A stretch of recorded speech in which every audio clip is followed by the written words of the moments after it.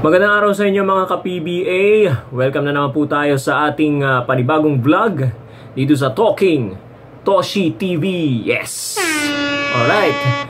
Magkokomento lang ako. Additional na komento lang at medyo konting analysis dun sa nangyari dito sa kay Calvin Abueva. Wow! Calvin Abueva. Alright. Pag-usapan natin ng konti yan. Although ito medyo in hindsight nga, ika nga nila. Tapos na yung pangyayari. Pero, gusto ko lang magkomento, no? Alam naman natin kung ano ang kondisyon ni Calvin Abueva. Ito ay pangalawang chance na niya. Pangalawang buhay na, kumbaga, sa PBA. Dahil siya ay naban halos isang taon, ano? Masakit yun para sa isang player. Okay? Na mataas ang level ng career, na meron kang talent, no? Mataas, mahal ang binabayad sa'yo. Okay? Masakit yun para maban ka for life. Well, hindi naman for life kasi nakabalik siya, no? Okay? Halos isang taon, wala siya. Okay? At wala kang maibigay na maisustento sa pamilya mo. Sakit yun. Okay? Ngayon, nabigyan ka ng second chance. Dapat siguro pag-iingatan mo ng husto yung mga actuations mo, sasabihin mo, lalo na naka-televise ka.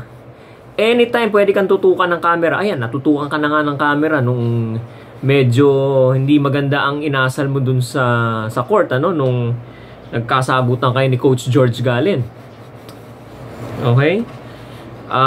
Mabuti na lamang at multa lang ang ipinataw sa'yo, no, ni Commissioner Willie Marcial, no? Multa lang 100,000, no, dahil sa pag-aglahi mo sa disability ng isang tao or ng kapwa mo player, kapwa mo kasama sa PBA, mapa-coach man yan o mapa-player, ano, kung sino man yan.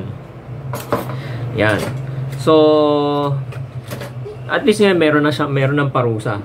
At buti na lang hindi suspension, hindi ban na naman. Okay? Pasalamat tayo. Pasalamat ka. Okay? Pasalamat si Calvin Abueva. Dahil yung mga ganong actuations, lalo na yung ginawa niya doon sa off the court, ano?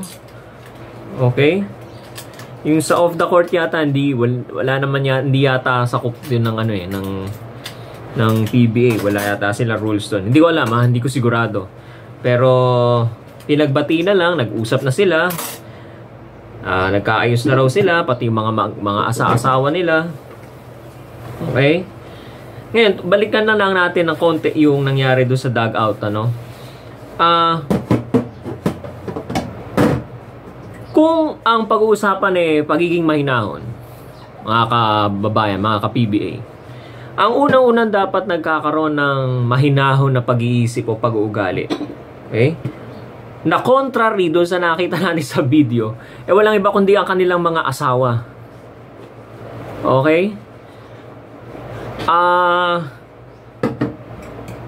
Kung siguro nag-iba ang ugali or behavior yung asawa niya, asawa ni Calvin Abueva, at siya na yung pumigil doon sa mismo asawa niya, hindi na aabot sa murahan, hindi na aabot sa ambahan, no? Sa pilit ang pagbubukas ng pinto dahil nakita si Motaw Tudo sa kabila. Hindi na abot dun siguro sabihin na lang nung asawa niya, instead na sumali ka pa, ikaw pa yung mag-instigate, baga, ikaw pa yung magbuyo o baga mag-initiate nung gulo. Sana ikaw na lang umawat, inawat mo na lang yung asawa mo. Mas lumalakas kasi yung loob ng asawa mo sumugod doon dahil ikaw rin sumugod. Okay? Nasaan yun? Hindi, mali yung ginawa niya Merong babae doon, hindi ko lang alam, pero according to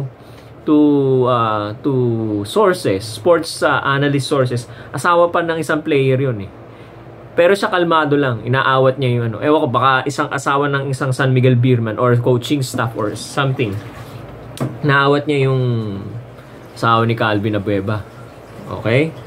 Hindi, mali yung ginawa niya. Tapos nung nagkakitaan pa, sinigawan pa ng ugly ass. Alam nyo, bilang asawa, yung bang sinusweldo nung asawa nyong player, kaya nyong saluhin kung sakali bang mawala siya, masuspend or ano. Ubuti na nga ngayon, di suspension, multa lang. Paano ko na-suspend yan, naban yan? O di, kaya nyo po bang saluhin yung sweldo na kinikita noong asawa nyong player? Okay, di lalo kayong na burden. Okay? Konting kalma lang po at kayo mga hindi po kayo yung mga wives, hindi po kayo hindi po kayo involved doon. Kita niya, ang involved lang doon are yung players, asaran sa court, ganito ganyan. Okay? Sila lang po ang involved doon. Kung mapapansin niyo sa video nung dinilaan ni Jericho Cruz si Calvin Abueva, on the background, makikita nyo, parang galit na galit yung asawa niya rin no? Sabi, technical yan. Sumesenyas pa ng technical na letter T. Nung binigyan ng technical, tuwan-tuwa. Parang siya yung player, no? Okay lang nagmag-ganon. Pero hindi natin alam kasi ang yung nangyari. Walang mga eyewitnesses. Ako, wala naman tayo doon mismo, no? Pero kung nagka-ismiran man, nagkangisian man doon sa kung sino man ang nauna, dapat palagpasin na lang. Okay? Lalo na halimbawa si Calvin Abueva ang involved sa ismiran na yon. Tapos babae pa. Una-una, as a gentleman, hindi ka dapat pumapatol sa babae or ngingisi-ngisi ka or make faces ka or sino man ang nag-make faces o kung ikaw man ang minake face yan, inasar, hindi ka dapat pumapatol. Una-una, lalaki ka. Kultura natin sa Pilipino, ang mga lalaki hindi pumapatol sa mga babae pagka naasar or something. Pangalawa, player ka. Okay? I-consider mo yung babae na yon as a private citizen or a fan. So, hindi ka dapat pumapatol sa fan. No? Sa audience. Okay? Iba yung mundo ng audience kaysa doon sa kung gusto mo makipagbardagulan doon sa, although hindi ko pinopromote ang violence kung gusto mo makipagbardagulan doon sa court, okay lang, kapwa mo player. Okay? Healthy competition lang, friendly competition lang. Okay? Pero para patulan mo yung babae doon sa nagsisigaw ka pa doon sa tapos ginatungan pa nung asawa niya, malaking yan. Malaking sunog ang mangyayari. Buti na lang inawat. Buti na lang binugahan ng fire extinguisher. Kundi gulo yun. No? Kita mo yung mga umaawat. Imbis na yung mga asawa nila ang umawat. Yung asawa ni Calvin Abueva ang umawat. Ang umawat si Robert Non ng San Miguel Beer, governor. Tsaka si Coach Leo Austria. At mga bouncer doon. At saka yung mga lady guard. Kaya, yun ang napansin ko doon. Yun ang roles ng wives ninyo. Hindi nakikipag-away. Konting hinahon lang mga kababayan. Okay?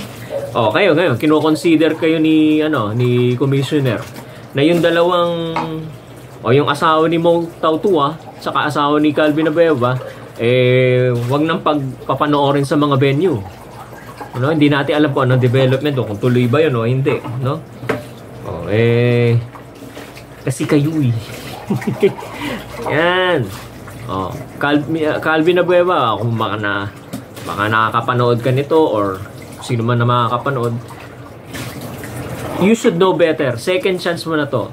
At pag naulit pa yan, baka hindi na makapagtimpi sa inyo ang PBA management. Okay? Meron ka na kasing record.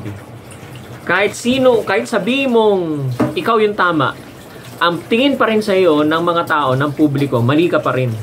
Kasi meron ka ng record na ganyan. Okay? So, ingat-ingat lang din as a player. Konting hinahon sa pagkilos, sa pag-uugali, may nang asar sa'yo, palampasin mo na lang.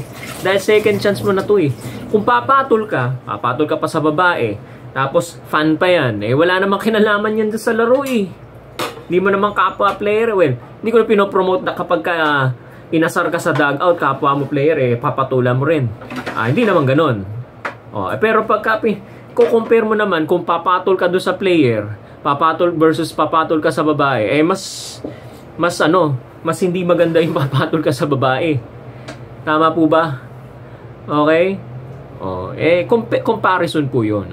Pero in general, wag po tayo makikipag-away. Friendly o healthy competition lang po tayo. Laro lang po yan. Okay? Yan po ang masasabi natin sa insidente yan. Pahabol lang po, Kasi medyo na-realize ko yung mga thoughts ko lately lang, Gusto ko lang po i-share sa inyo. Mga kababayan, mga ka-PBA, konting hinahon lang po. Mga fans na manonood mamaya sa Smart Araneta Coliseum, Game 3, San Miguel Beermen versus the Magnolia Hotshots. Ayan. Ang oras? Alas 7 ng gabi o alas 7:30 ng gabi. Sa mga timbahay sa RPTV Channel 9, ganong oras po rin, 7 or 7:30. Kasi may mga pre-game analysis pa sila doon, alas 7. So 7:30, tatawagin na yung starting unit. Okay? So abang-abang na po tayo kung ano po ba ang magiging resulta. 3-0 na po ba para sa San Miguel? O 2-1, makakaisa ang Magnolia Hotshots. Okay, para dun sa mga gusto nyong yung mga tips, mga suggestions natin para manalo ang Magnolia, makahabol ang Magnolia, or mga checklist na pwedeng gawin nila, mga statistics, analysis ng statistics, pwede nyo po panoorin yung video ko na nakaraan dito. Lalagay ko po dito sa screen natin yung thumbnail para masubaybayan ninyo. Okay? Para makita rin nyo po paano po natin ina-analyze, tinitingnan yung mga numbers, yung statistics. Okay? Paalam na po mga kababayan, mga ka-PBA. Maraming salamat po sa pagtutok dito sa Talking Toshi TV. Mag-subscribe po tayo sa ating YouTube channel.